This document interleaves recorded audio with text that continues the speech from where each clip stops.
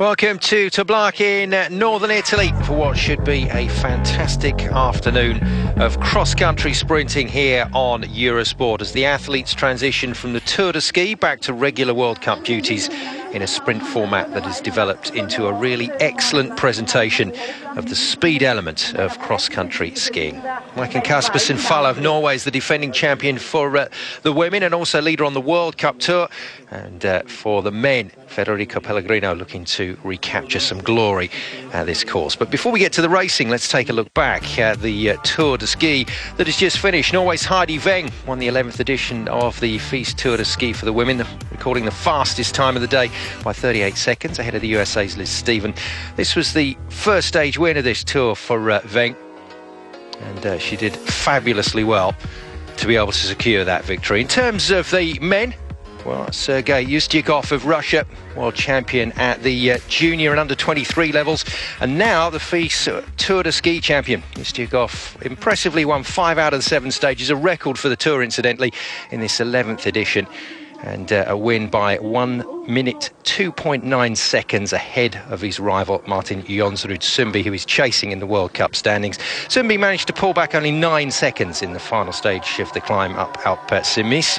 It really was a fantastic battle, but Ustyakov was not going to be denied, and the Russian, who led pretty much from start to finish with those fabulous 5 victories, getting the job done in some style.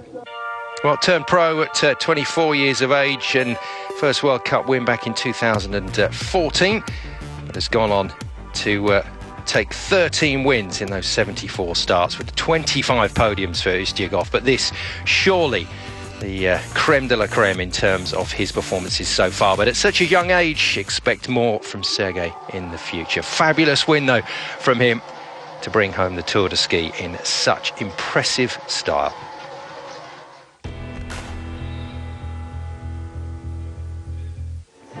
And time now to take a look back at the women's Tour de Ski. As I mentioned, Norway's Heidi Weng taking this 11th edition, and it was a dramatic finish in the battle for the final Tour podium. Weng started bib 2 and was able to immediately erase that 19.2 second deficit to Sweden's Stina Nilsson by the bottom of Alpe Simis. She powered away for a clear victory with a time of 33:34.3. And Finland's Krista Parmakoski finished 4th 3 times in the Tour de Ski, also managed to catch Nilsson at roughly 3/4 of the way up the climb to finish in 2nd place behind Weng. And it was Weng that managed the race so superbly well, catching Nilsson first of all, then going past her. From that point onwards, it was always going to be about whether Nilsson could actually cling on for a place on the podium. But in terms of what Weng did to the rest of the field, perfectly timed once again. That was her making her break clear. Then it was Parmakoski's turn, coming back at Nilsson. Weng taking the victory, and a superb one at that. And Parmakoski then moving past her to claim her place on the podium. But Nilsson, brave fight from her, was nearly caught by Norway's Ingvild Flugstad, but hung on for 3rd place. Osberg crossed the line 10 seconds behind her. So Heidi Weng, the stats speak for themselves. 153 World Cup starts, 64 podiums, 7 wins. Weng getting stronger and stronger, and her confidence is growing. The results will surely continue to come for her. So that's how things finished on the Tour de Ski, but we're in northern Italy, in Toblach, for sprint racing, and it's all coming up, starting with the women's quarterfinals after the break. Stay with us.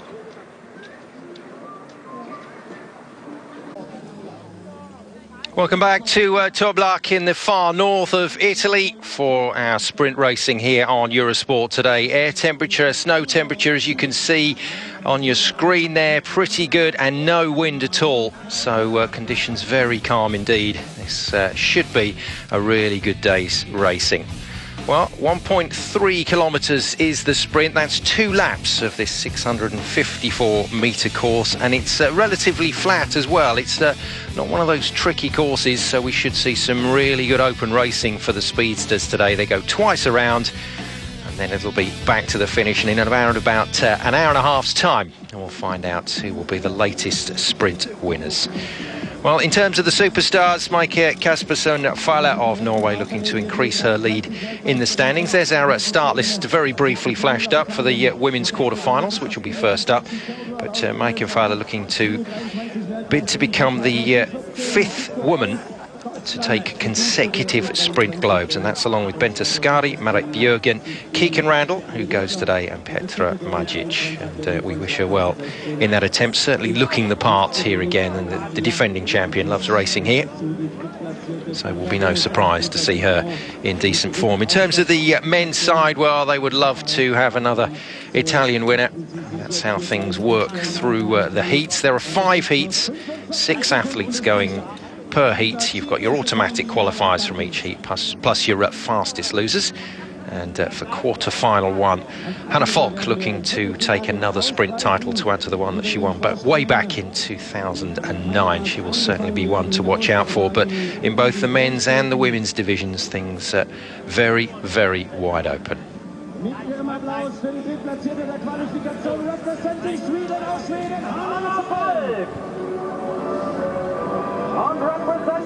So Hannah Falk goes in quarter-final 1, the 27-year-old from Sweden. She's lining up with the other 5, Mari Laakkonen of Finland. Then it's the 26-year-old American Sophie Caldwell, bib 15, bib 18, Elizabeth Schitschio of Germany.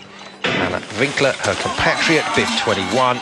And Anna Maria Lampic of Slovenia, bib 23. So away they go, 654 metres per lap, 2 laps to complete the race at 1.3 kilometres. And those little climbs here in Toblach that tend to sort things out, but also give us some very exciting elements to the racing. Away we go then with quarter-final 1. Hannah Falk immediately taking responsibility for this one.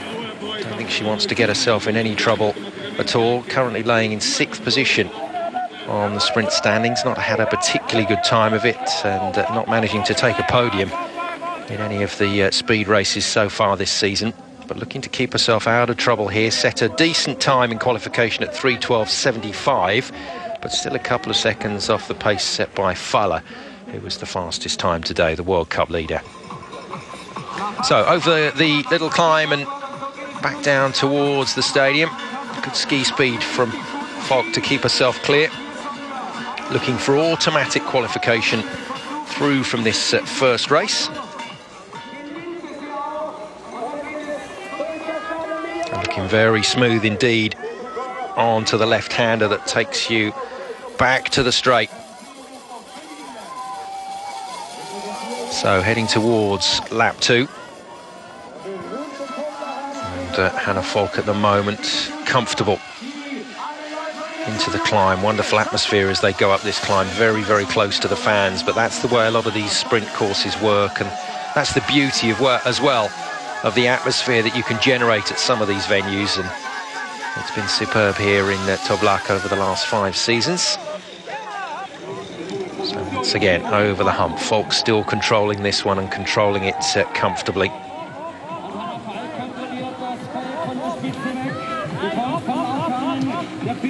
Waiting to see who is really going to emerge, but it's a bit of a trail behind Falk at the moment, so nobody breaking away.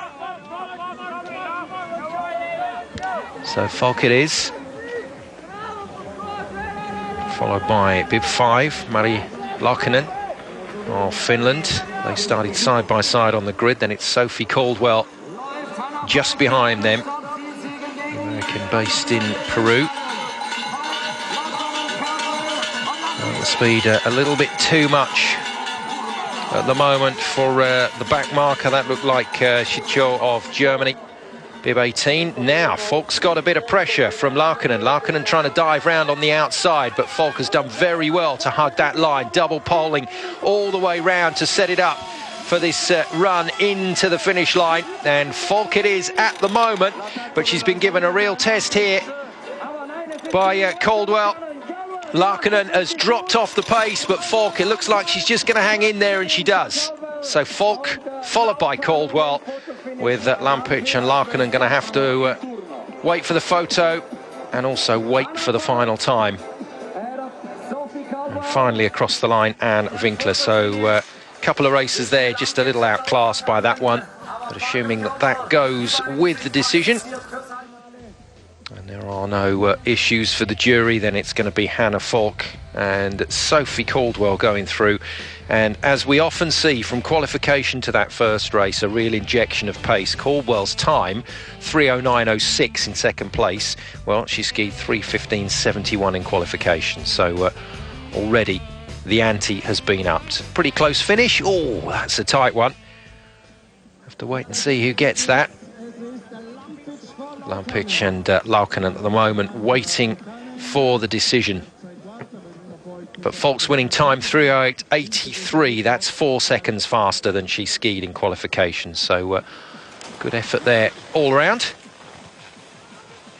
As the next group make their way to the line, that's De Bartoli of Italy, bib 20.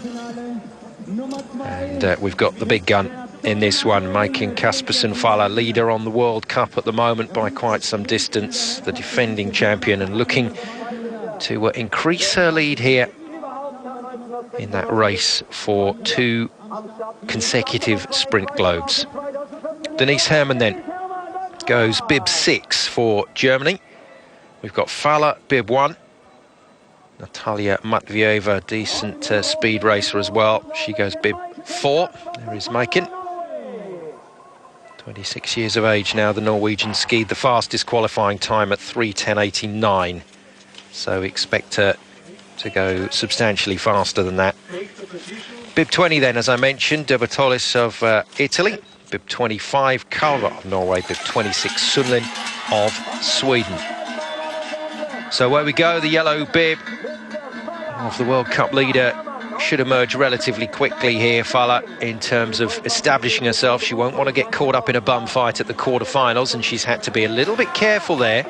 Quite circumspect through that opening straight. It's actually Matvieva, the Russian, that's taken it out to the climb. And that first little incline is negotiated and now starting to settle down. But this looks like a pretty lively race. Kalva of Norway in there in third at the moment, the ponytail flying. But in the pink headband and the yellow and red leader's vest, making Kaspersen Falla tucking in second place behind Matvieva. Now, she'll be happy to do that because it looks like Matvieva is breaking the rest of the field for the time being, so she'll be quite comfortable. Matvieva skied 2 seconds slower than her in qualification, but was still one of the faster qualifying times.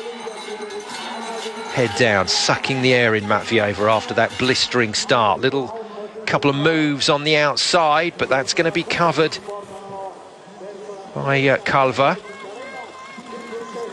Kalva drifting a little bit wide there, but managing to see off the challenge for the moment, so maintains her third place, but coming strong around the outside, Denise Herrmann. And the German is moving well, has a bit of space to work now. She's on the tails of Maiken, Kaspersen Falla. Probably the best place to be, I would imagine, with Matvieva giving so much at the start. Just starting to look a little laboured, the Russian, but Herrmann not able to live with Falla up that climb. So now it's going to be what looks like Herrmann versus Matvieva for the second qualification spot. If Falla continues to control this one from the front, which she is doing, and doing comfortably. Matvieva's not going away, though. Those tight turns in this stadium can produce some very exciting finishes here in Toblach. And we've got all that to come as today's racing moves on. At the climb, that's bib 20, to Bartolis leading it out from bib 26, Sundling. And Carver looks like she's lost her way a bit in this race, so initially looked like she was with it in third place, but she's dropped right to the back now. Still then, Falla controlling back into the left-hander. So long left-hander here, double poling all the way around the bottom of the stadium into the straight and trying to keep that very, very tight. Doesn't want to give Matvieva any daylight at all.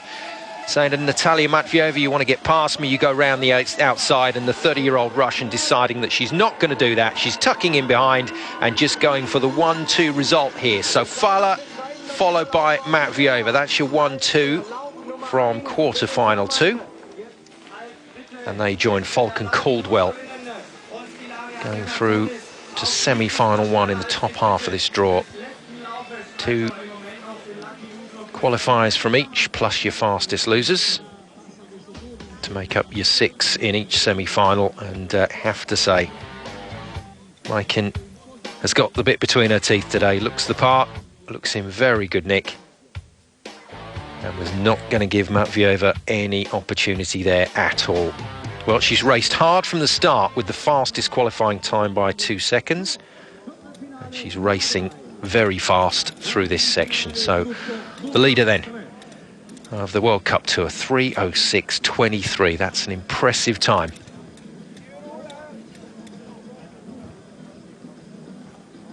On we go to quarter-final 3.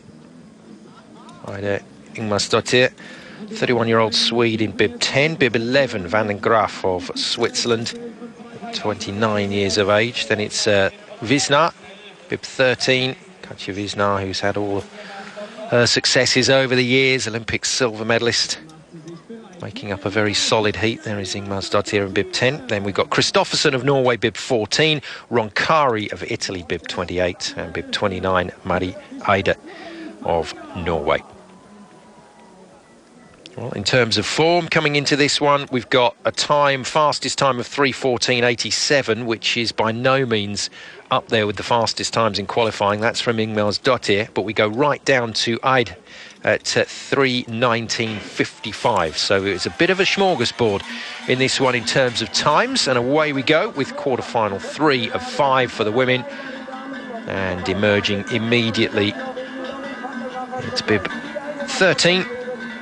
Of Wisnar, alongside bib 10 of Ingmarsdottir, and then just on that far side, picking her own route, looks like Roncari. She'll have plenty of support going through. No, in fact, it's 29. My apologies, Mari Eide, 27-year-old Norwegian, getting to the turn first. So Norway and Eide lead. But this one very, very tight indeed. I think there's a real chance for several in this bunch with the way the timings went in qualification. This is probably the most wide open of the quarterfinals that we've got lined up for you for the women. Eide hangs on to it at the top of the climb and settles down nicely through the descent. Chance to get some air into the lungs before you make a decision tactically in terms of what you're going to do on this big, long left-hander. And going for the inside line there. That was a little dive from Ingmarsdottir to the inside line, but closed off pretty easily by Mari Eide. Eide continues to lead from Ingmarsdottir. And then at the moment in third position, it's Lorien Van den Graaf, the Swiss. But again, different routes being chosen. Going to the near side, Kristoffersen of Norway making her bid. So Kristoffersen trying to make it 2 Norwegian ski suits at the top in quarter-final 3, and she does indeed join Mari Eide on the descent. So Norway 1-2 here, closing the door at the moment on Ingmarsdottir. Little touch on the ski pole from Kristoffersen just to let Eide know she's there.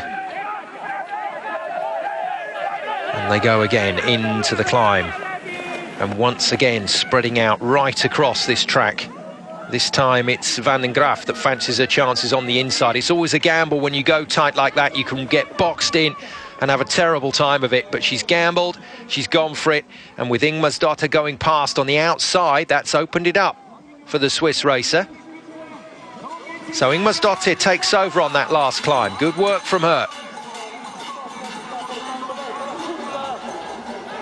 Current lucky losers there then, Herman and De Bortolis at 3:07 and 3:09. That's beatable, but it's going to be a good ski to do it. Ingmarsdottir comfortable.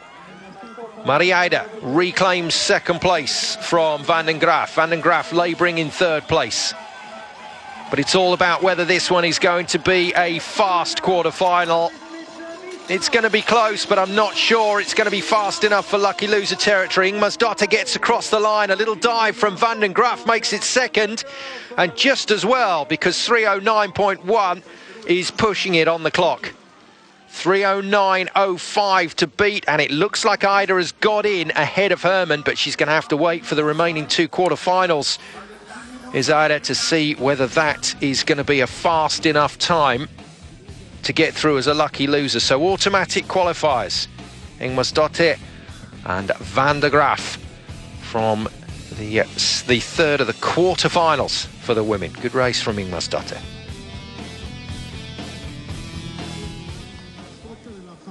Two women's quarterfinals to come. Confirmation that Ingmarsdottir and Van der Graaf went through from the last one, and it looks like Maria has just slid ahead of Herman on the fastest qualifier. In fact, it might be De Bertolis she's ahead of. Yes, it is. 3:09.05 is De Bertolis' time, so just faster. She'll slip in as the second lucky loser at the moment, behind Denise Herman. But it's going to be a nasty wait for her, with some quick athletes to come. And Sandra Ringwald is the second fastest qualifier at 3:11.13. Or third fastest, my apologies, just looking down the list at 3:11.13. So expect good things from the German. She goes bib 2, which would mean she's second fastest qualifier. My apologies, just getting a little bit all around the clock there, but no, she is at 3:11.13, just behind 3:10.89 from Fala, who looks in a class of her own at the moment. Anna Davik of Sweden then next in bib 7. Bib 9 is Astrid Urenhold of Norway. Urenhold Jakobsen, then it's Vuric. 24 for Italy. 27, Keegan Randall of the USA. One of those 5 women to claim consecutive sprint globes. Or 4 women, it would be 5 if Fala takes it this season. And finally, bib 30, Belorukova of Russia. So Ringwald and Davik of Sweden, those are the two that we're looking for in terms of the speed this morning, but that doesn't always tell you the full picture. Well, Vuric getting away at a lively pace and having a little look around her to see who's there with her. Belorukova, just like Matvieva of Russia, her compatriot, going off very fast from the line.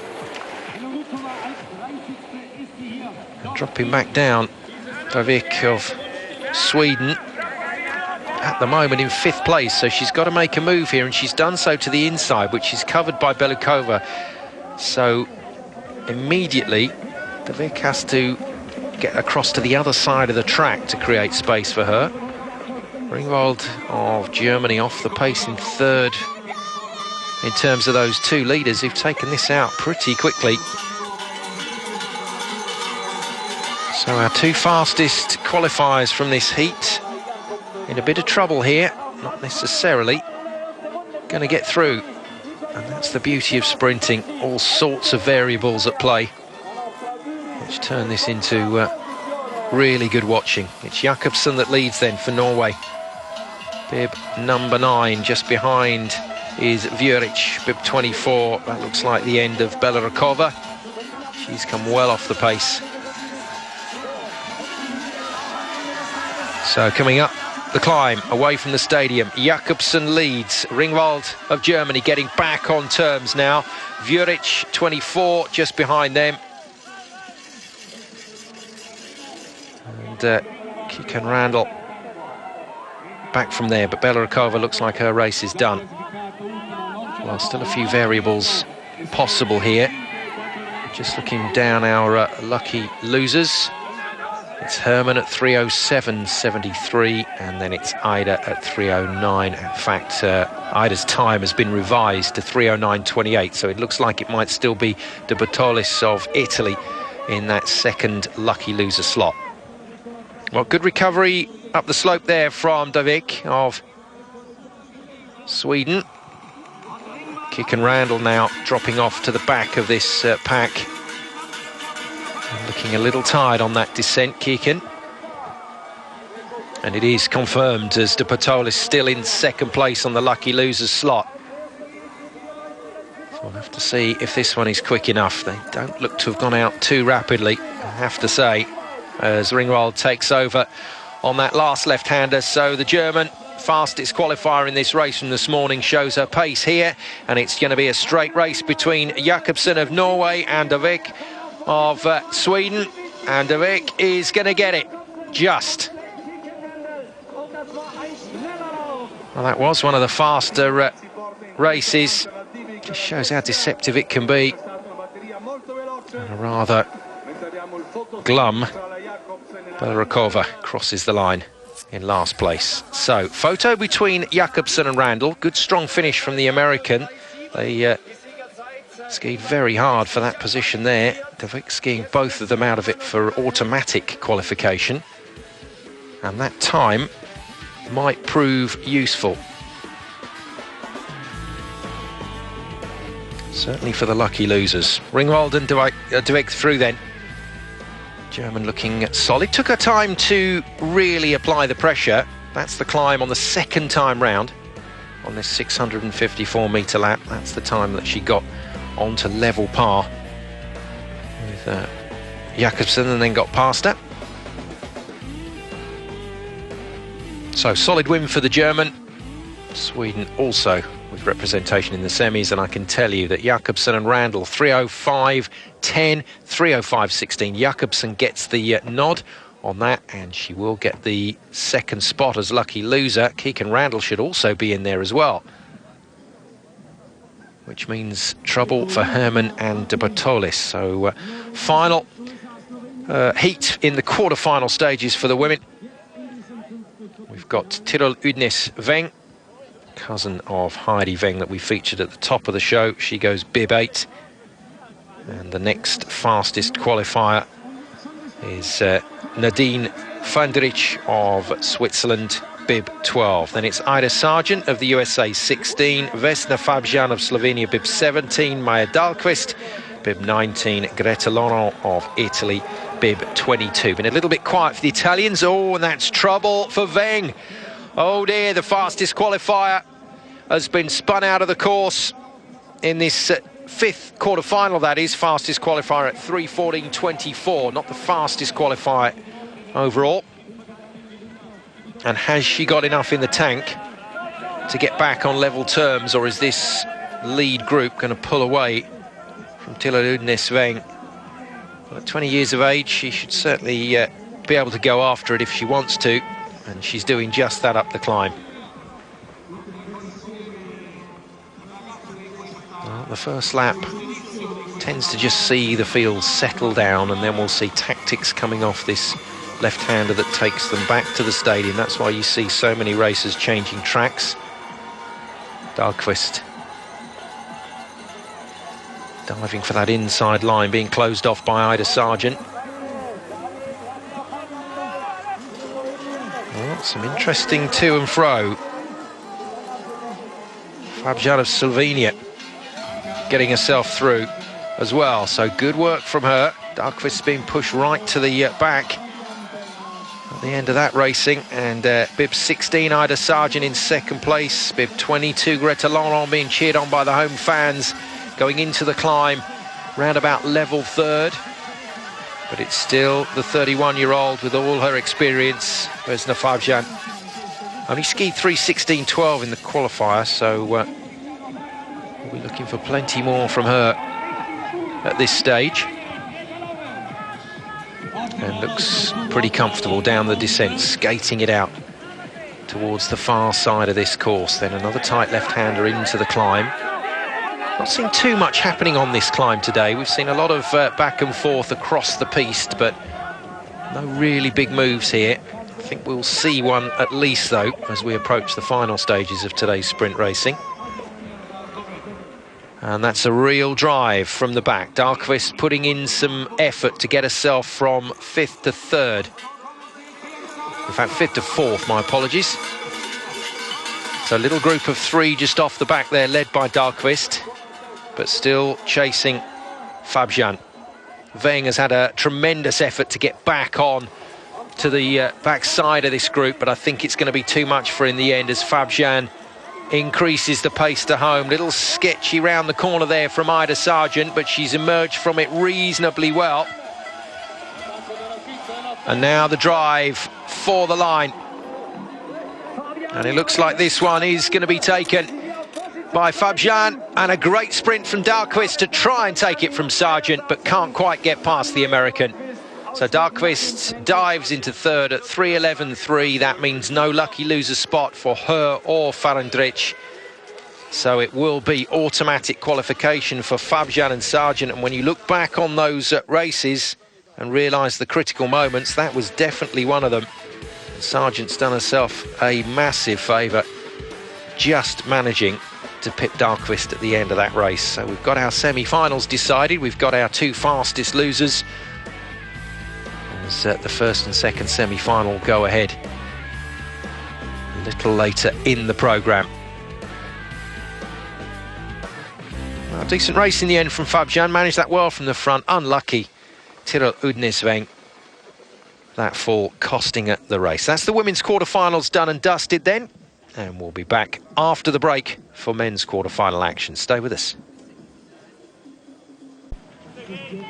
Welcome back to the men's quarterfinal here in Toblach in northern Italy. Really good sprint day in prospect. And I have to say, from the point of view of the men's racing, well, there is a really wide open field to it. Ustyugov with a disappointing qualification for him, finishing in last place. So the World Cup leader is not going to be racing in the top 30. And to get things underway, Sindre Bjørnstad Skar alongside Andrew Newell, Norway and USA respectively. The fastest times, 2:48.16, 2:48.48, heading off in this first men's quarterfinal. In terms of the lucky losers for the women, I can tell you it's been confirmed as Astrid Jakobsen of Norway and Kiken Randall of the USA through to join the top 10 finishers in the women's quarterfinals.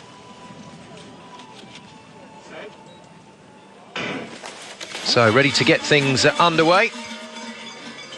And off we go with the men. Skar bib 4, Newell bib 6, Pedersen Sweden bib 11, Strandvall bib 13 for Finland, Heidegger of Switzerland bib 14, bib 16 July of Finland as well. So two Finns in this race. At the moment placed second and sixth as this first race unfolds. Lots of support there from the coaches. You heard Sindre being roared on. Skar bib 4, 2:48.16, a solid time, but we had a couple go down in the 2:47s. 3 athletes in the end down in the 2:47s. 33-year-old Andrew Newell as well from the USA setting a good time. Bib 6 in this race, and plenty of jostling as we come to this interesting left-hander. And it is the Finn, Mathias Strandvall, another experienced racer at 31 years of age, that takes the inside line and takes it well. Theodor Pedersen of Sweden just behind him, bib 11, and then moving wide to create a little bit of space for himself there, Andrew Newell. Oh no, a faller. And it's the second of the Finns, so July down, and looks like he's out of the race. And getting left quite dramatically there, Pedersen, having made a move to get himself to third, getting left badly on the climb.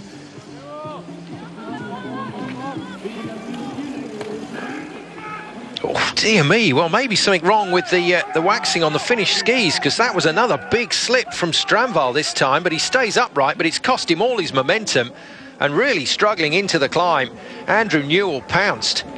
Did really well to see that and got past him, along with bib 14, Heidegger.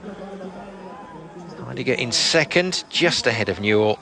And that's presented the race at the moment to Sindre Bjørnstad Skar of Norway. Skar comfortable in front. The 24-year-old. Keeping the pace up. Oh, and he slipped. Goodness me. Well, tricky conditions out there, and that has made things very tasty coming into this turn. Look at that, airborne on that double poling drive. as they head down towards the line, and this is going to be very close indeed. Scar at the moment just hanging on to it, but coming back at him is Heidegger, who dives for the line to beat Newell. So Scar takes top spot with Heidegger, depending on the photo. That one did look close. Heidegger did get a good lunge for the line. And spare a thought for Gelay with that fall on the climb. That killed his race. So Newell 2:46.8, Strandval 2:47.6. We'll see if that is good enough for a lucky loser spot. Certainly looked like a reasonably sharp race, but all sorts of slipping and sliding. There's Gelay going down, no contact with anyone, just lost his edge. Real disappointment there. And once you go down in that particular zone, you know you're out, and you can see from his body language he was done. But Scar didn't have it all his own way. Really came off the last left-hander into the straight, airborne, absolutely flying, giving it the full treatment. And then back came Heidegger at him. So it's between Heidegger and Scar for the win. And Scar has been given it by 400ths, 2:46.37. So already substantially faster than his qualification time. So Scar and Heidegger go through from quarter-final 1 to the semis for the men. Norway and Switzerland then with representation there. And next quarter-final, our two fastest athletes, bib 2 and bib 5, so Lucas Chanava of France, 21 years of age, and the man from Aspen in the USA, Simeon Hamilton. Got a second place here in Toblach in sprints gone by, and turned in a decent qualification time at 2:48.21. But it was Chanava who went second fastest out of the top 30, 2:47.44 for the young Frenchman, looking in pretty good nick here. And they line up alongside Alex Harvey, the ever-present sprinter from Canada, bib 8. Sondre Torøy Fossli of Norway, another quality performer in this discipline. Then it's Nikolai Morolov. So Fossli, by the way, bib 17, Morolov, bib 29, Jönsson of Sweden, bib 30. And don't count Emil Jönsson out of it, even though he didn't ski particularly quickly in qualification, although he has immediately slipped down to the back marker position for the moment, Emil. Bib 29 then leading Nikolai Morolov. The Russians have all gone out fast in the quarterfinals, men and women. And that's exactly what Morolov is doing here. So Cat immediately put amongst the pigeons. Fossli in there. Disappointing qualification time for him at 2:53.9, just made it in. And Jönsson now joins the tussle, so slips into third position, moves himself to another track as well, coming up to this curve. So Emil Jönsson fancies this, but it's Morolov that's come out of his tuck first to get the double poles down, but that's very congested round that corner. They're going to have to be careful here. Bib 5, Hamilton having to go a little too wide. Chanava as well being forced out of it, the 21-year-old with the least experience in terms of racing at this level. And Jönsson has been pushed right to the back again. So the Swede with some work to do up this climb. Morolov showing absolutely no sign of backing off at the moment. And Chanava all the way round the outside, all the way up the climb on the outside, and has got himself back into contention in that top 3. Wow, this is tight. All the ingredients here for a few high jinks as they head to this turn. And once again, Chanava forced out of it. Morolov has lost it on that turn as well, as Fossli comes through, along with Hamilton to take over in the lead. Hamilton then of the USA, leading from Fossli in second place. And in third, Lucas Chanava, who is going to have to rely on his speed. He's going to have to stay very tight off this left-hander. Hamilton shaking the arms out, just a sign there that he's getting a little tight, and some moves made while his head was down. He looks a little bit gassed there, Hamilton. He's going to have to be careful. Round the outside comes Fossli, and a big push as well from bib 8, Alex Harvey, but he's not quite got enough speed to go round the outside. Fossli is pushing it all the way. Jonsson trying to take that inside line to see if there's anything there for him. But it's going to be Hamilton in it, along with Fossley, and that's a brilliant comeback from the American. Well, it looked like he had nothing left at all, and it's the American and the Frenchman, Chanavat, that managed to overpower Fossley in the end. And having made his way to the front, Fossley looked in good nick there, and he's lost out badly on the last 50 metres. Well, Simeon Hamilton was shaking his arms out. He was in a crouch or tuck position coming down the downhill section with his head down between his ski poles. He couldn't see anybody make the move, but he had enough in the tank when it mattered. And as I said, Lucas Chanavat counting on his speed in the end to get him through. And Fossley will be kicking himself because did a really good job there to get himself in a decent position. And in the 250s, that's not a fast qualification time, so unlikely we will see any more advancement other than our top two. How casual was that across the line? Hamilton very comfortable in the end and got given a very easy race to the line as well. Made full use of that, the American. Confirmation then, Hamilton and Chanavat, and Fossley and Harvey's times unlikely to be in there, I'm afraid, in terms of lucky loser.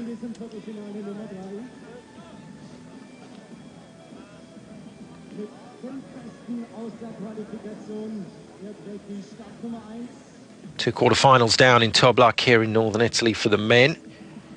3 still to go, and the third quarterfinal features our fastest qualifier, Horfard Solas Togboil of Norway, 23 years of age, and what a system to be able to come through the Nordic system in Norway before you finally emerge in the discipline that the coaches decide you will function best in your teenage years, and then making your way through as a junior under 23s and then trying to find your place to step out of the shadows of the big names. And that's exactly what this man is doing. Togboil with a really good qualification time at 2:47.38. That would be respectable in the quarterfinals. We know everybody ups their pace here, but that would get him through. 4 sprint finals last season, Togboil, so he's the real deal. And the next fastest qualifier, 7th fastest into the top 30, Ristomati Hakola of Finland, bib 7. Bib 9, Anton Gafarov, and we've had a full start. Anton Gafarov, bib 9. Maciek Starega of Poland, bib 12. Baptiste Gros of France, bib 21. And Carl-Johan Vesberg of Sweden, bib 28. So just squeezing into the top 30, Vesberg. Well, that can play with your mind. Full starts, you have to develop a real mental toughness at this level to deal with all elements of sport, but this is just another little one of those things that can be thrown into the mix. So a good, strong mind, and as most athletes will tell you, it's a case of going back to the process. Forget that one, burn it, and as long as you're not in trouble with the officials after the start, put it all to the back of your mind and start your process again. Move to the line, get in your start position, and away we go. And quite interesting start position there from Togboil, but isn't he powerful to get the ski speed going? But not as powerful as bib 7, Hakola, and bib 21, Baptiste Gros. And some real, oh dear, some real shenanigans at the start there. And that looked like Gros lost a pole, had to have another pole thrown to him by the coaches, and that's done his rhythm, no help whatsoever. I guess if you're going to have an error or a problem, have it at the start of the race, but, well, he's only got a kilometre to make it up, I'm afraid, and that's going to be a problem. I think he had a slip as well on that turn, so it looks like Gros out of the running. So Hakola emerging at the top of the hill with Togboil just behind him. Finland followed by Norway as they hit the descent, coming back down to this left-hander into the stadium. We've seen some mighty tight stuff going around there, and that's Gros. Back to 2 poles, but way off the pace at the moment. We'll see if he can recover. Little move from Togboil to go wide and block a few others off, I think, more than anything. Not worried at the moment about getting past Hakola. just a case of making it a bigger target for Vesberg to have to move around, and meaning that Gafarov of Russia is trapped on the inside. And for the first time, actually, we've not seen the Russian in the quarter-final go off quickly. Gafarov has just gone with the pack.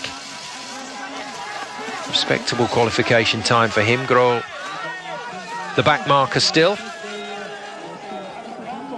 And now Tugboil takes over from Hakola. And he's not letting anybody settle. Immediately into the skate position as we go to the next left-hander that takes them into this tricky little climb, and that's very wide there from Tugboil.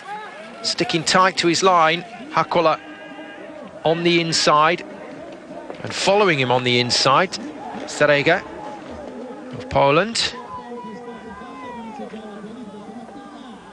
Gro not going anywhere, I'm afraid, and Tugboil's speed that he showed in qualification is now starting to emerge. He's got a little bit extra when he needs it today. Obviously feeling really good here. And away he goes. And that move is from Gafarov of Russia, trying to get himself past Hakola, but he's got to go all the way around the outside here if he's going to attack for the line. Tugboil then is going to bring this home for Norway. The fastest qualifier is going to win his quarter-final comfortably by the looks of it. But coming like a steam train on the inside, Gafarov against Hakola, and that's tight. That is really tight. Well, diving across the line, in fact it was Starega, my apologies. Gafarov was to the left side of his screen, it was Starega on the inside. And the Polish racer has pulled a real move there, and that's a fast heat. So we could see the lucky losers through from this one. So Tugboil joined by Starega, and that was Starega all the way down that home straight against Hakola and Gafarov. And he benefited on the climb from Hakola's move to the inside. He went all the way with him and went very well indeed. But it's Tugboil proving that at the moment he's the man to watch. 2:44.50. Starega's had his time adjusted to 2:44.82, but definitely in second place. And Rismati Hakola and Anton Gafarov, 2:44.88, 2:45.26. Those are our two lucky losers at the moment. So quarter-final three, the fastest, with the fastest qualifier involved, and that could be our lucky losers. Confirmation then of those times, and that's an impressive one from Horvad Soles Tugboil. Keep an eye on him today.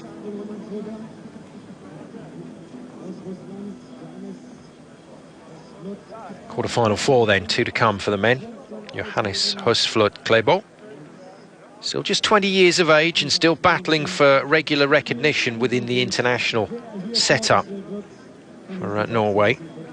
But a win here today would help him. The best of the youngsters, the under-23 leader, with his bib on proclaiming as such. The fastest qualifier in this heat, third fastest qualifier in general at 2:47.68. He'll need to go faster than that, I think. And Retevik of Russia, Kleberetevik, 24 years of age, the second fastest qualifier at 2:49.56. Then it's bib 15, Oscar Svensson. Bib 22, Roman Ferger of Switzerland. Roman Schad of Switzerland, bib 24. And Simon Urbani of Italy. Not much for the Italians to cheer about, bib 27. He's in the mix, but it's Klæbo that has gone off very comfortably. And alongside him is Roman Schad. In fact, Schad just being pushed out of the way there as Svensson comes through. So Svensson one side, and Retevik the other side in terms of the chasers behind Klæbo. Now we'll see all sorts of tracks being picked up here. Athletes not afraid of moving it wherever they want to on this section. And taking over, it is Svensson. So Svensson outdoes Klæbo on that first climb. Back down to the stadium. And into the left-hander. Seen some good racing off this point. A little slip there from Klæbo. And it does disturb your rhythm. Doesn't matter how quickly you recover, it will do some damage. And Klæbo preparing to move, slipping, and now having to settle for second behind Oscar Svensson.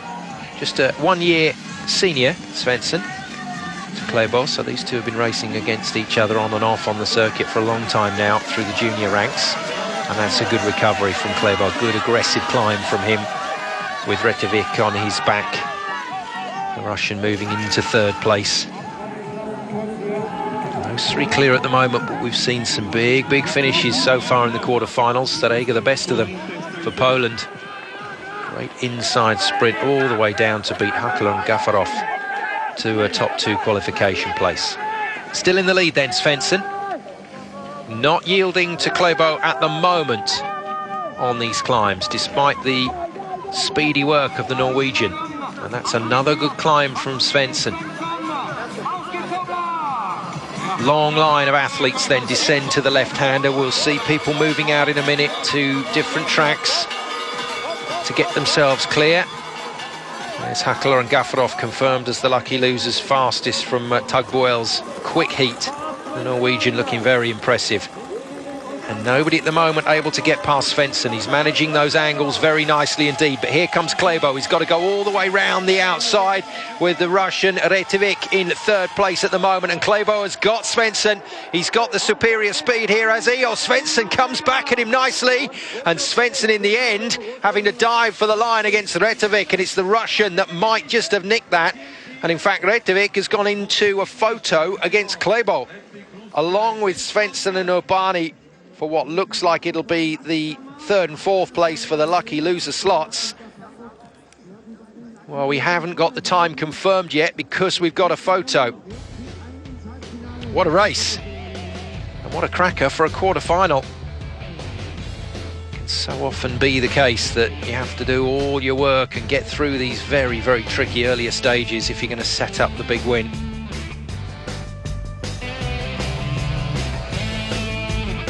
So waiting to see on these photos exactly who's placed where and at what time. Klæbo a little bit casual as he went across the line. Don't think he was aware of Retevic on his right-hand side. And the Norwegian confirmed at 2:46.50 as the winner. It is Svensson that hangs on in second place at 2:46.57, and Retevic and Furga are going to lose out from that one.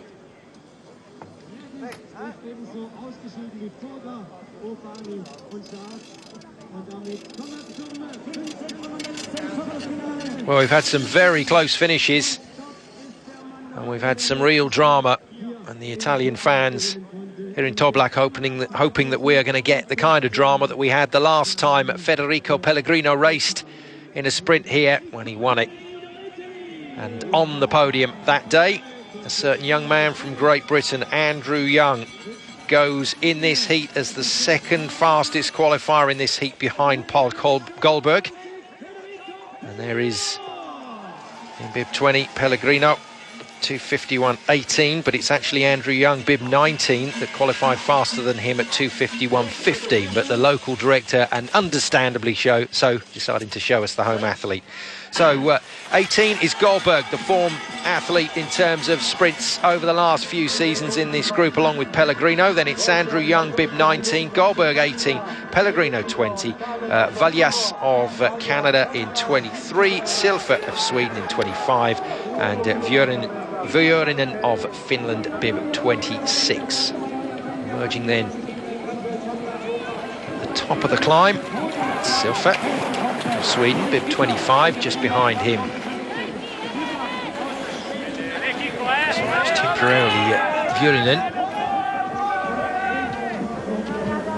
Bib 20, Pellegrino in there as well, just behind him, 26 Vuorinen. So this is going to get very tasty indeed. This is another one of those very wide open races.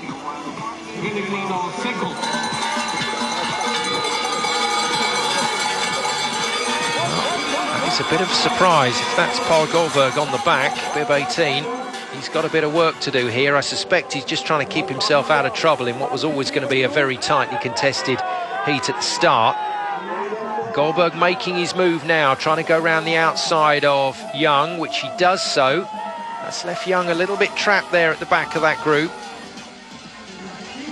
Back marker overall. Oh no, a fall! no, that is number 25, Silfa down. That's opened things right up. A lot of work going on that climb now. Virinen trying to get back with the pace, but that should be Silfa's race run, I'm afraid. Real disappointment for him. Well, as long as you can avoid the faller, then that will generally open up the race, and it's done just that for Paul Goldberg. That's worked out very well for the Norwegian indeed. So Goldberg steals through Young, where he made history to take that podium for Great Britain back in 2015. That third position is at the moment in third here, but the big man struggling to find some pace up that hill. He's going to have to find it off this last bend if he's going to get past Federico Pellegrino, who will have the cheers of the home fans ringing in his ears. Those are fast, lucky loser times as well. So top two is going to have to be your aim here for your automatic qualification. Now, Young looks very relaxed coming off the back of that one. Maybe he fancies this down the home straight. Goldberg, Pellegrino and Young then. It's Goldberg at the moment that has it. Pellegrino is coming back at him really strong. I think Young has been skied out of this one. So there's your two qualifiers, Pellegrino and Goldberg. Young at 2:47.0. I don't think that's good enough for a fastest qualifier. Lucky loser. And Valjas in fourth, just ahead of Virinen, and then the faller, Silfa, crossing the line to finish. So it doesn't look like Young's going to be able to repeat what he did a couple of years ago here at this venue. It's going to be Pellegrino looking for another win here on home snow. And there's the fall. Well, it might just have been a little bit of contact from Virinen behind him. That was unlucky for Silfa. Understandably, the focus on the defending champion, Pellegrino. And why not? Good race from him there. Up against another sprinter who's performed quite brilliantly over the last few seasons, Paul Goldberg of Norway. But as I said at the start of the men's racing, this is a wide open competition today. There are chances to claim the big points. Hatterstad, the Olympic champion, not racing, feeling ill. Sergei Stigov with the worst qualification time didn't get through today. Pellegrino and Goldberg then confirmed as through. Pellegrino does get the win, just ahead of Young and Valjas, but they won't be lucky losers. Welcome back to Toblach. Semi-finals time then for the women first of all, followed by the men, and then we'll be through to our grand finals for the sprint today here in Toblach. And away we go with this first semi. Keegan Randall, bib 27, Sophie Caldwell, bib 15, Ingmarsdotter, bib 10, Matvieva, bib 4, Falk, bib 3, and Falla, fastest of the day and leading the World Cup, wearing the red bib in bib 1. And it's Falla that is getting a little boxed here, so she's going to have to watch herself. Matvieva went off fast in her quarter-final. She's done it again in this semi-final. So the Russian leading at the moment. She's taken Falla through on that inside line, so no problems in the end for the #1 seed. Anna Falk looking for a second sprint victory in her career, in third position at the moment. And just behind her, former Sprint Globe winner Keegan Randall of the USA. So up the climb, 654 metres, remember, if you've just joined us, 2 laps of that track to make up the 1.3k, and there's a couple of elements to this course that will give you the race and the race drama, and this is one of them coming up.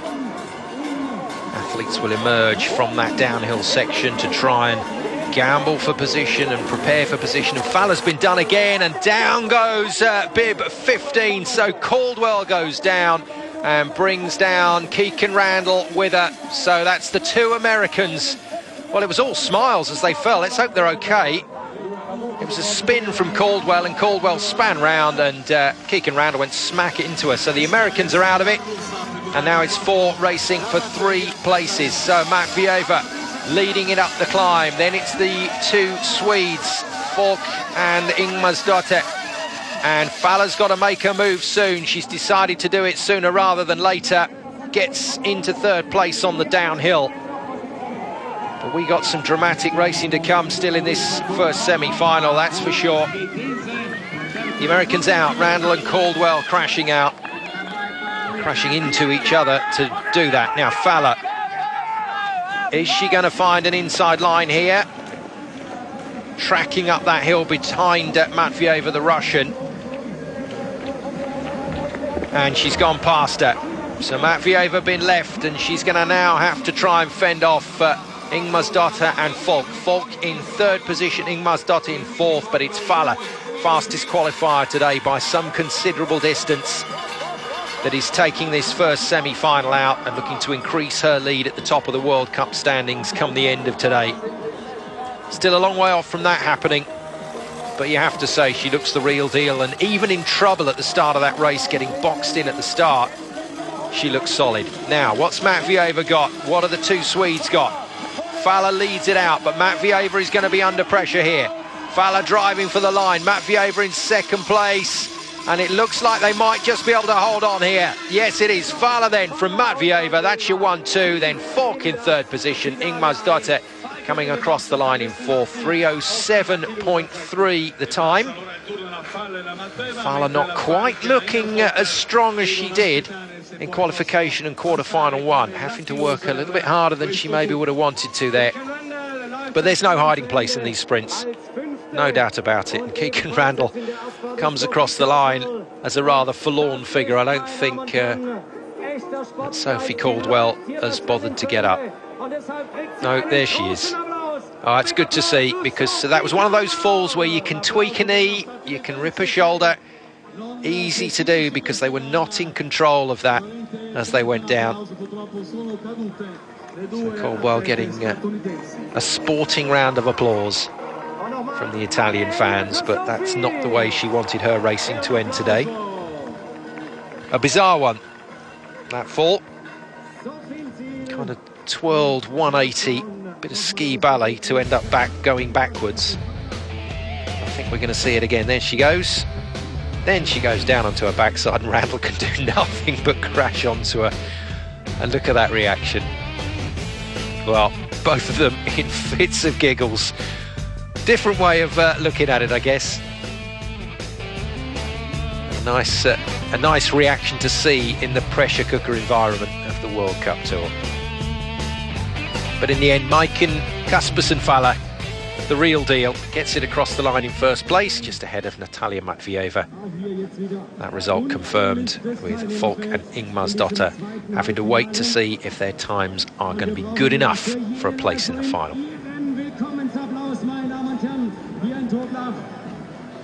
Second semi-final, Ringwald and in bib 2.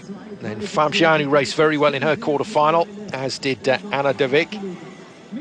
So some interesting athletes in this one, and it could be a quick one as well. Ringwald is bib 2, bib 17 Fabian, bib 7 de Wijk, bib 11 Van der Graaf, very good race from her, bib 16 the experience of Ida Sargent of the USA, and bib 9 Astrid Jacobsen. Well, pick anyone from 6 in this one, it's a toughie to call.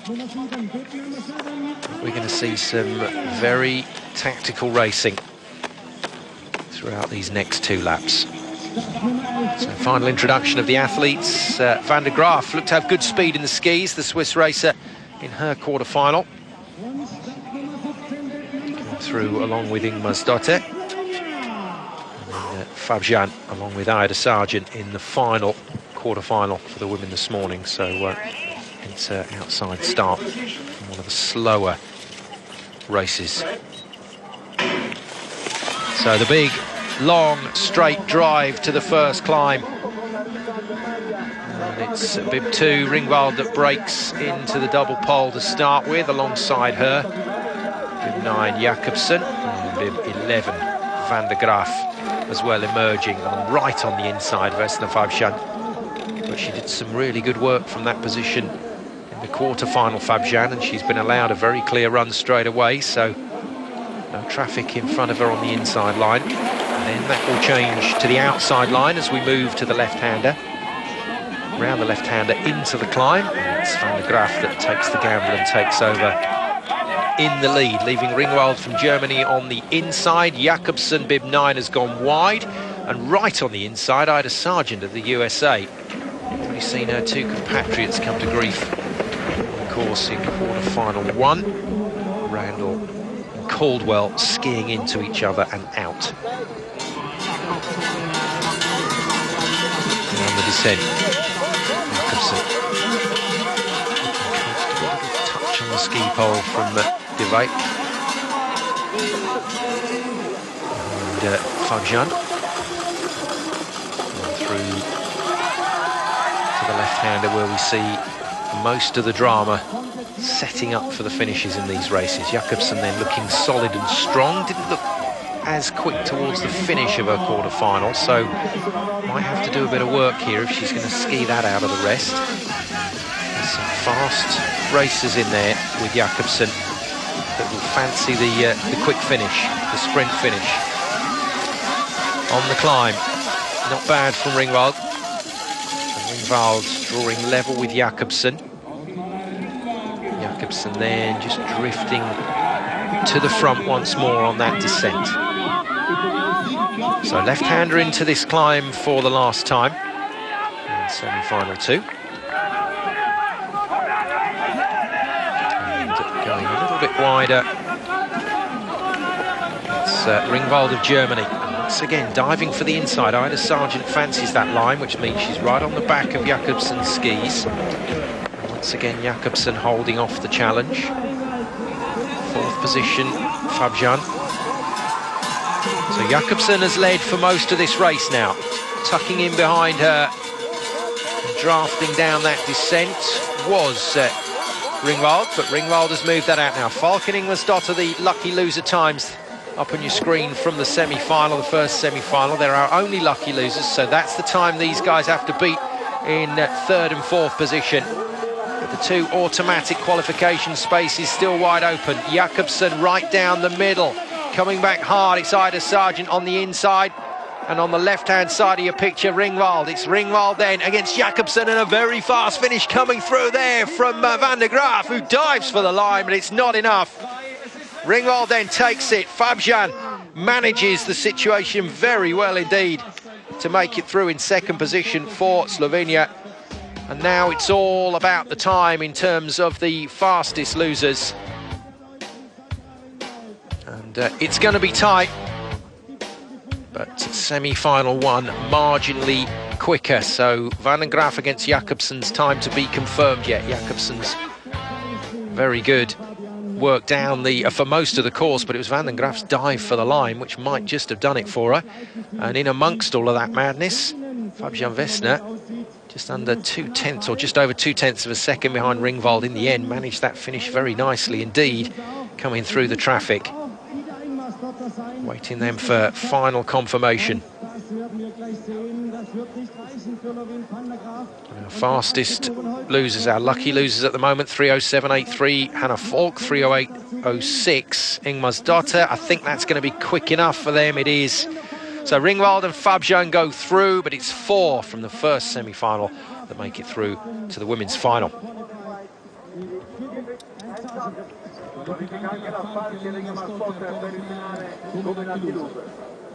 Men's quarter-final action to come.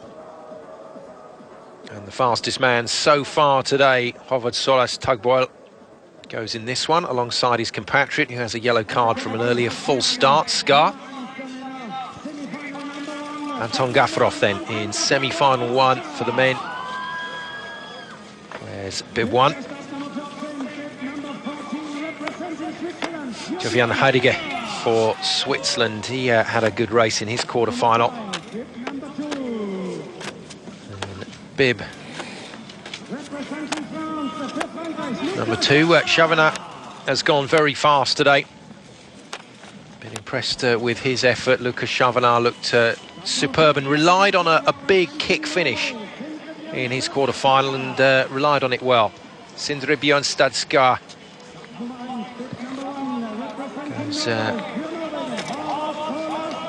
in the second set, in this first semi, sorry.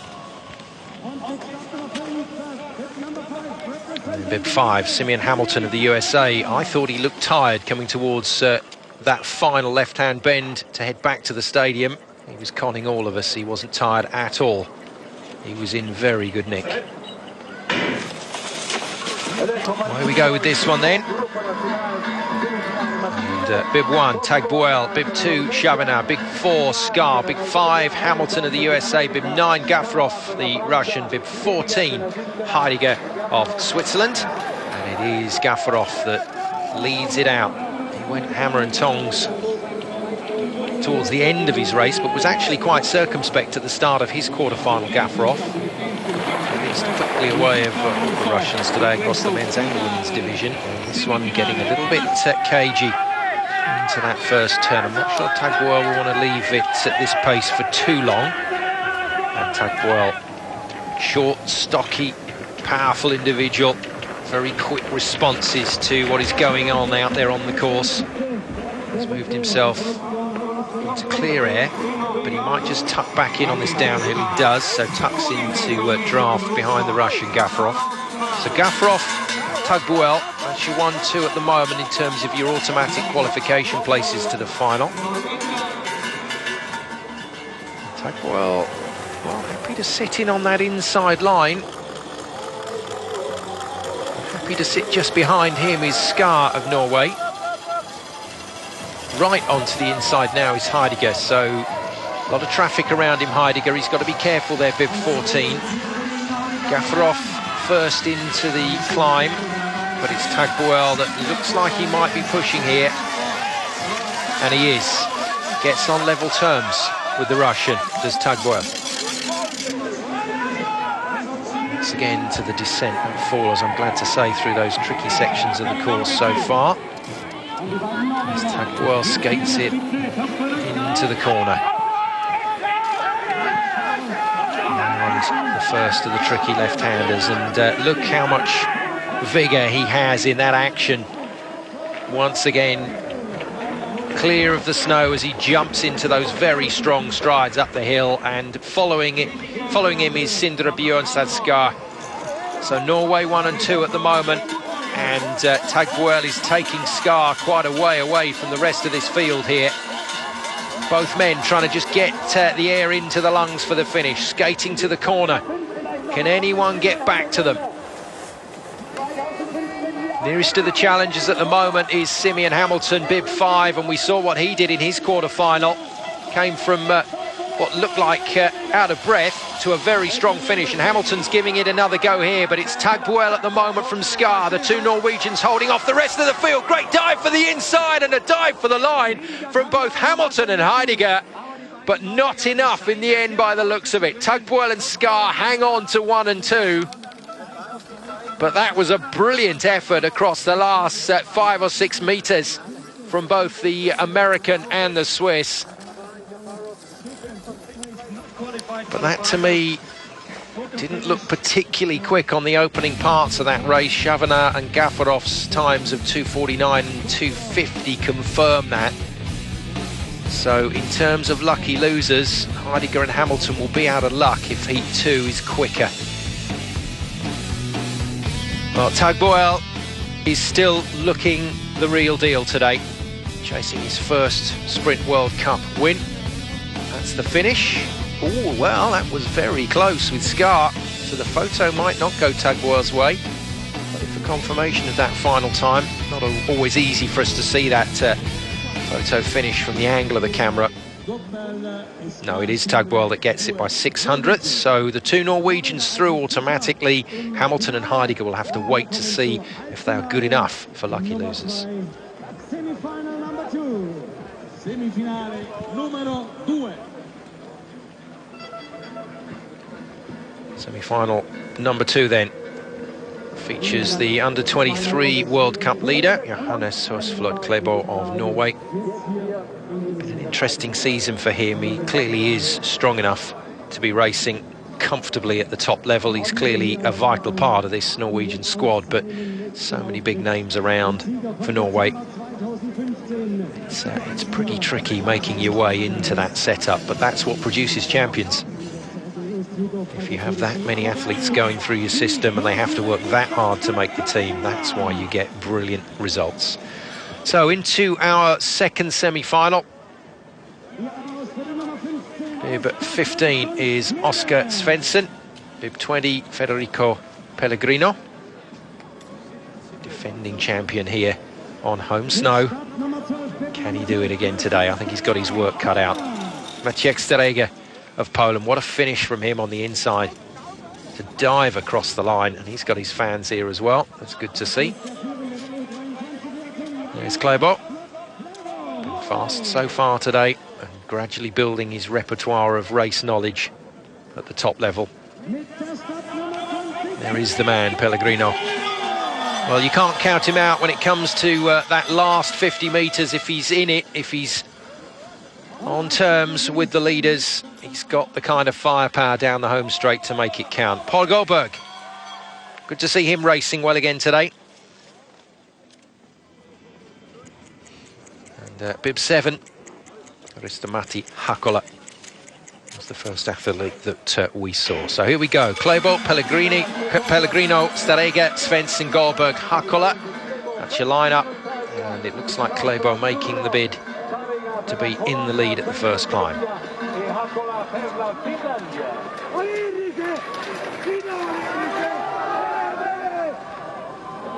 And it is Klæbo that emerges just ahead of Pellegrino.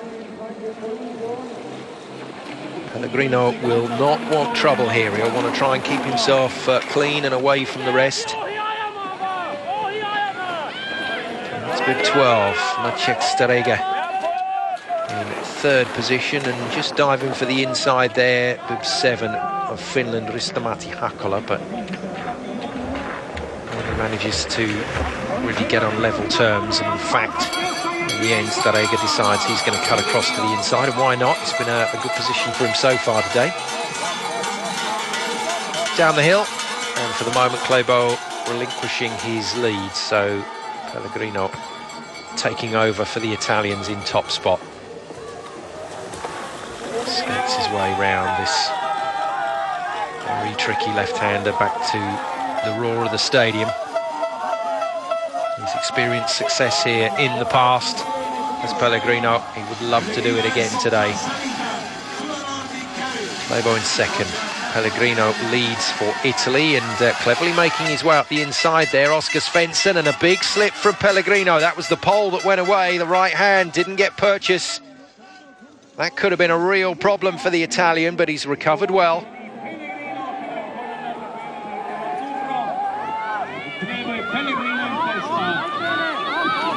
All the crowd here in Toblach roaring their man on, desperate to see Pellegrino into the final first and foremost, and then we'll see from there. But this is going to be a very tough heat to get through from. Hakola is down. Well, Hakola is out of the race and out of this competition today, so the Finn has fallen. And that leaves Pellegrino trailed by Klæbo with Starega and Svensson still in there. And in fact, also getting himself back into the race, Paul Goldberg. Hamilton and Heidegger's times of 2:48.81 and 2:48.84 are beatable, that's for sure. Klæbo going mighty wide, and that might be a problem there. He's given up his position to Goldberg. Goldberg sneaking through tight on the inside, but the leader is Pellegrino for Italy. Pellegrino down this home straight. Klæbo giving it everything he's got to stay ahead of Paul Goldberg. Is going to be between the two Norwegians. I'm not sure how much Goldberg committed to that finish. Made it pretty tame in the end. And look at how cool is that? How cool was that from Federico Pellegrino? That's what we like to see. Skates straight through the finish line, straight into the homologation area and straight off his skis. That was very well done indeed from the Italian in so many ways. Well, hold off some good challenges there, did Pellegrino. And I think that's going to be a cracking tussle, him versus Togboel. That was unfortunately the end for the Finn Hakola. And then it became about that race to the finish, and Klæbo putting his boot across the line ahead of Goldberg, but that looked to be a very strange finish from the two Norwegians. So Pellegrino and Klæbo confirmed as through to the final, and we'll have to confirm the lucky losers in a moment. Welcome back, finals time here in Toblach. Before we get to the women's final, I can just confirm that Simeon Hamilton and Jovian Heidegger were fastest qualifiers, or lucky losers as they're called in the sprinting. through to the men's final to join Pellegrino and Klebo and Tugboil and Scar in the men's final. But it's the women's final that we concentrate on now.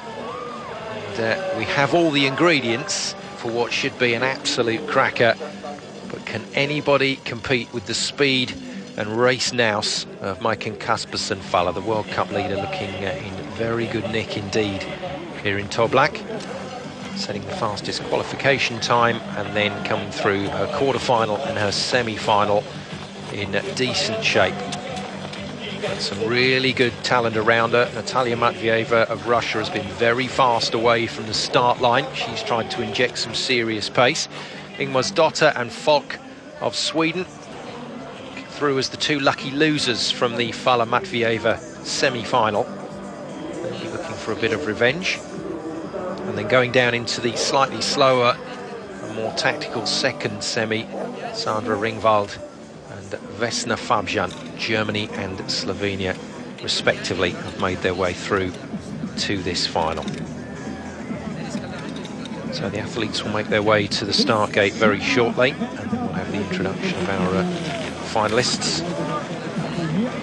Remember, in Faller's case, this is really serious, and this is a really big opportunity for her to put a line under her standing at the moment in the World Cup. She leads the sprint standing. She's looking to become only the 5th woman to take back-to-back sprint globes, and she has every opportunity to do so. If she can put this final away, then that puts her into the realms of hers to lose. Faller then, bib 1, Sandra Ringwald, bib 2, Natalia Matvieva, bib 4, Vesna Fabjan has raced very cleverly today, bib 17, Hanna Falk, bib 3, and bib 10 is her compatriot, Ida Ingmarsdotter, right on cue, introduced to us and the crowd. Hanna Falk then does have a World Cup sprint win in the kit bag, but desperately like to claim another one today, but it's going to be a big ask. Sandra Ringwald, she's not raced overly convincingly. It's been a strange couple of races for her, coming through the quarters and semis, but she's made it through. So let's not count her out of the mix. Certainly she's got the speed in the skis today, as has this woman, Maiken Kaspersen Faller, the red-hot favourite, you'd have to say, for this women's final. 17 then, Vesna Fabjan. Tactically very, very good today. Fabjan speed away from the start. Natalia Matvieva is the person to look out for. So just about ready to get this final underway. And away we go. Faller then in bib 1, Ringwald bib 2, Falk bib 3, Matvieva bib 4, Ingmarsdotter is bib 10, Fabjan bib 17. And it's a good push from Falk to try and stay on level terms with the speedy start of Matvieva. And Faller has done well to get in there amongst it as well. She tends to build her races, Faller. Does not always lead from the start, relies on a very fast second lap if she can get away on one of the climbs. And that's not a bad position for Faller to be in. So she's third at the moment. Matvieva, as she did in the quarters and the semis, leading out from the front. It's another form racer, Falk, in second place. Now, Faller moving wide on this climb, but she'll just do that to make sure that she stays on level terms without too much traffic in front of her. Be on to the descent and seeing what she can set up, coming off the first journey around the long left-hander back towards the stadium. Back marker at the moment, Ingmarsdotter, but thinking twice about that, moves out to go level with Vesna Fabjan and then goes past Fabjan. Interesting descent there. Falk has decided to take it up from Matvieva. So the Swede, Falk, leads. Matvieva side by side with the race favourite, Maiken Faller of Norway. And it's Matvieva that goes behind Faller for this climb. That's where she fancies the move coming from, off the top of this crest, and Matvieva wants to be behind it and go past Falk, and she's done just that. Clever work from the Russian. Falk under a bit of pressure, and this has been one race too far by the looks of it for Fabian, but it's been a good day for her. She's picking up a 6th position and World Cup points. Anyway, Fala then gets the job done and gets her nose in front, followed by Matvieva.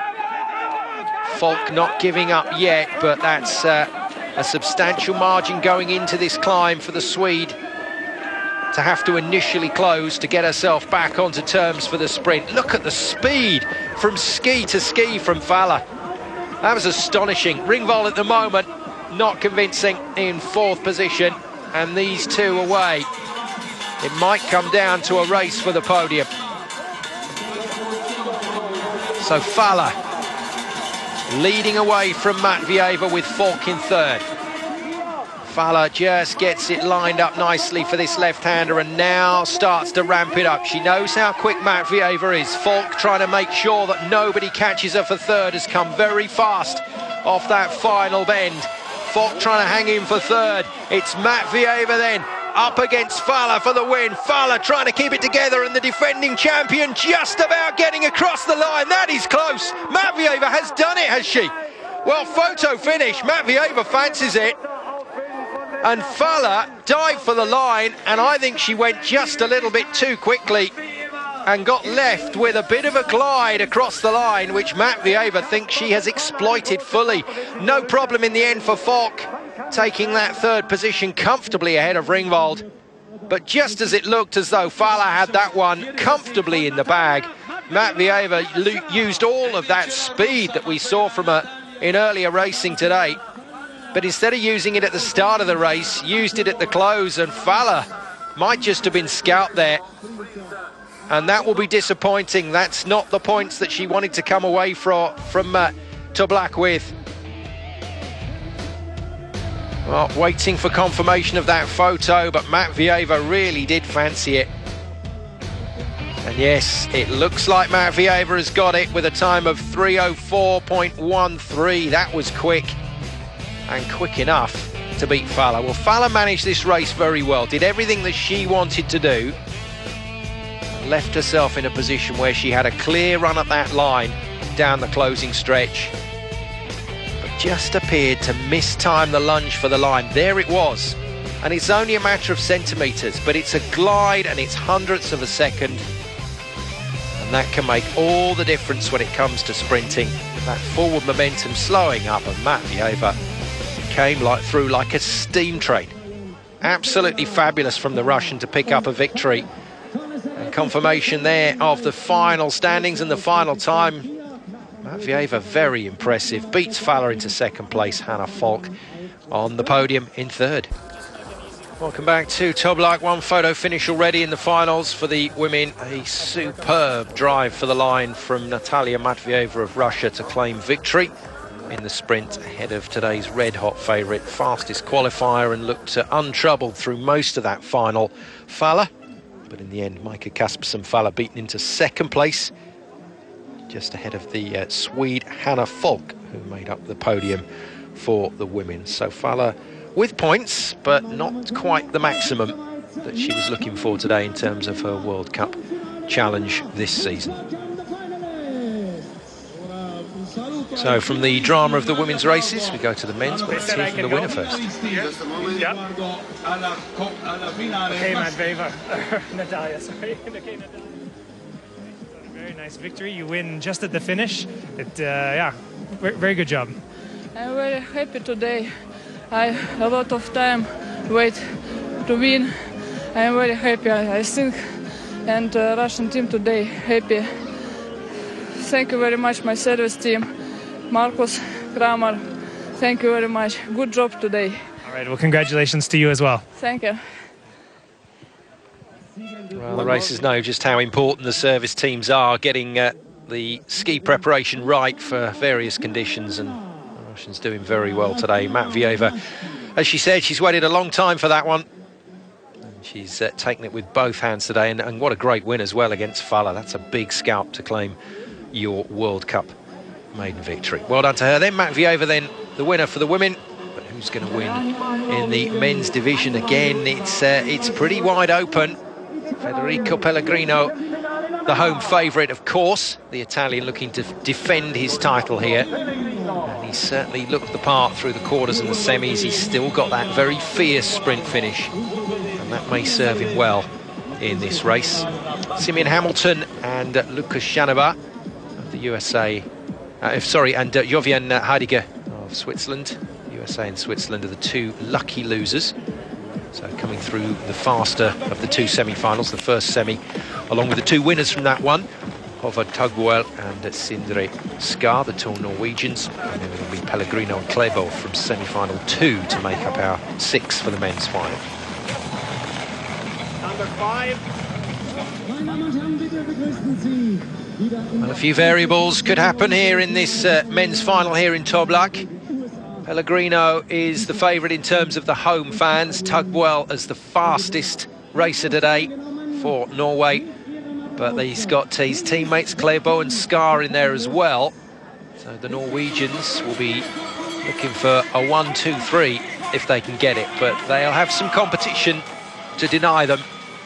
Jovian Heidegger of Switzerland has skied brilliantly today to get himself a place in the final, courtesy of being the last of the lucky losers. Simeon Hamilton has skied really well off that final turn. That's been where his races have happened. The American has positioned himself nicely and then found some big finishes to get himself through to this final. Under 23 World Cup leader is Johannes Klæbo of Norway, the first of 3 Norwegians through to this final. But that's the man that this crowd will be cheering for, the defending champion, Federico Pellegrino. Such quality from this man in sprint over the years. Can he deliver again today? Håvard Tagbuel, one of the new faces on the Norwegian team, will be trying to make sure that it isn't Pellegrino's day. He'll want to deny the Olympic bronze medalist if he can. There's Sindre Skar, another superstar in the making from this Norwegian group of cross-country skiers. And we are ready to go at the start of this final. And off they go. Clean start then. Tagbuel driving really hard alongside Skar on that inside line. Between the two Norwegians, it's Pellegrino. Klæbo just to the side of him. And it's Pellegrino that has the speed enough to get to the inside line and put him on level pegging with Klæbo coming up the hill. And also bib 14, Jovian Heidegger of Switzerland. Well, Klæbo gives up his position. Drops back into second place alongside Pellegrino, and we may see a little bit of tactical jockeying for position through this first lap and a half into the climb. Well, Pellegrino was very, very late into his double pole there. Might just have conserved himself a little bit of energy. Looked very smooth off that turn, and that's surprising. Tagbuel looking a little gassed on that first climb. He drifts right out to the back of this field. So the fastest qualifier, Tagbuel, looks to be in a bit of bother at the back there. Doesn't look comfortable at all. He's going to have to make a move soon. It's bib 14 then that leads, Heidegger for Switzerland. Just behind him, the defending champion here in Toblach. Bib 20, Federico Pellegrino. And then it's Klæbo next to Skar, exactly as they were earlier today. Tagbuel coming back into it from position 6. Not done and dusted just yet, but did not look comfortable on that last climb. We'll see him repeat the hill where he got in a bit of trouble any moment now. Coming down to that final climb after this next left-hander. Pellegrino takes over from Heidegger. How much does Pellegrino want to boss the race from here? So Pellegrino, Heidegger, and then it's Tagbuel next to Skar. And bib 5, Simeon Hamilton's in there as well. Look at the American go. Oh, and Hamilton taking it to the rest of the field up that climb. He's now level with Pellegrino and tucks in behind the Italian, the American, for the descent. This race still wide open. Tagbuel looks to be back on level terms, having to skate his way to the inside rather tentatively, and he's got no momentum at the moment, Tagbuel. It's Hamilton that goes away and leaves Pellegrino back in third position, and Pellegrino getting passed by everybody at the moment. Skar then He's just behind Hamilton, coming down this finish line, and Hamilton putting in a massive effort here. It's the American from the Norwegian. Hamilton versus Scar to the line, and the lunge, it's got to be a photo. Scar and Hamilton side by side as they cross the line, and from that front on angle, we can't tell you. It's got to be the photo to sort it out. And then Klæbo has knocked Pellegrino off the podium, and from the Italians' point of view here in Toblach, it's not going to be glory back-to-back years. Long wait, no celebrations yet from Hamilton or Scar because they don't know who's got it. How well has he raced today, Simeon Hamilton? He really has put in a huge shift. He loves racing here in Toblach. Finished behind Pellegrino back in the last race here in Toblach, when Andrew Young made the podium for Great Britain in third place. Well, all the celebrations going on in the background for the Norwegian team. I can tell you it's 2:47.91, 300ths of a second in it to 2:47.94 of Simeon Hamilton, and Sindre Bjørnstad Skar has got it, and he's got it in style. That was a cracking race and a cracking finish as well. All the way through there was jockeying for position. We saw the lead change on a number of occasions, and Hamilton felt that coming off that bend and trying to take it out down the home straight was his best bet, and it nearly worked out for the veteran American. So Hamilton settling in the end for a very good second behind Sindre Skar. What a win for him today. And then Johannes Klæbo once again proves to the Norwegian coaches that he really does have what it takes at this level. He gets himself on to the podium for the men. What a finish. What a grimace from Hamilton before he hit the deck. But in the end, all that effort, not quite enough. The win goes to Norway and Scar. Well, a fabulous afternoon's racing from Toblach once again. It really is emerging as a cracking sprint venue, and this track so wide open just gives you all sorts of options when it comes to the final stages of racing. But it's been a very good day for Natalia Matvieva of Russia. She beats Maiken Kaspersen-Faller into second place in the women's division. And in the men's, Federico Pellegrino misses out on a place on the podium. In the end, those places go to Scar, Hamilton and Klæbo. Scar claiming the win in the men's division for Norway. That's it there for our cross-country sprint racing for today. We'll have some more racing for you tomorrow, but for now, from me, Simon Golding, I'll say goodbye.